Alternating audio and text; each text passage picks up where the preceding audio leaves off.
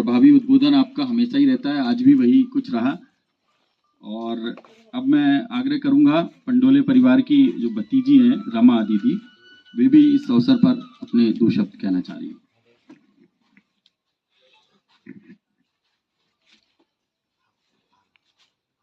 माननीय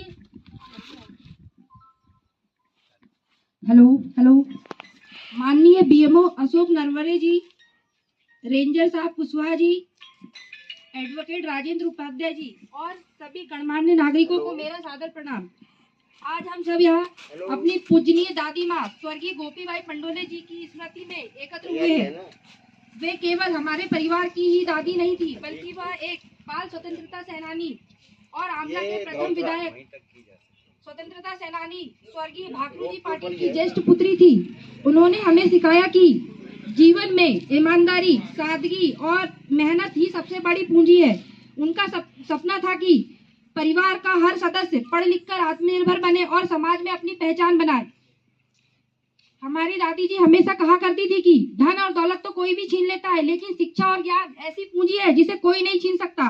वे अपनी बात को अपने जीवन में भी निभाती थी। मुझे अस्पताल तक खुद लेकर जाती थी। यदि मैं स्कूल से आने में 5 मिनट भी लेट हो जाती थी तो वो मुझे देखने के लिए पापा को स्कूल तक भेज देती थी। हम लोगों की वह इतनी चिंता करती थी और साथ ही उन्होंने मेरी पढ़ाई के लिए और मुझे इंजीनियर बनाने के लिए अपना खेत तक बेच दिया। ऐसी किसी की दादी नहीं है। अक्सर दादियां कहा करती है कि लड़कियों को चूल्हा चौका करना चाहिए, पर हमारी दादी सबसे हटके थी।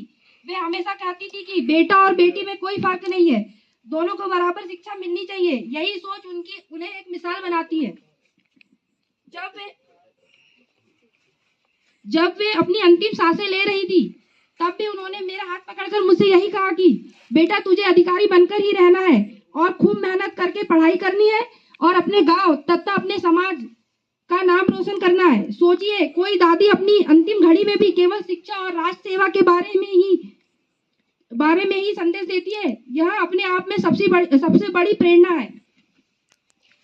आज हम सब मिलकर वृक्षारोपण कर रहे हैं दादी माँ की स्मृति में। यह पौधा केवल हरियाली का प्रतीक नहीं, बल्कि शिक्षा, संस्कार और जीवन दर्शन का प्रतीक है। आज हम परिवार और समाज के लोग उनके आशीर्वाद को साक्षी मानकर एक संकल्प लेते हैं कि हम परिवार को एकता और प्रेम से जोड़े रखेंगे। हम दादी माँ के बताए मार्ग पर चलकर शिक्षा, ईमानदारी और मेहनत को अपनी ताकत बनाएंगे। हम सुनिश्चित करेंगे कि परिवार का हर बच्चा पढ़े और आत्मनिर्भर बने। हम नारी सम्मान और शिक्षा को समाज में आगे बढ़ाएंगे।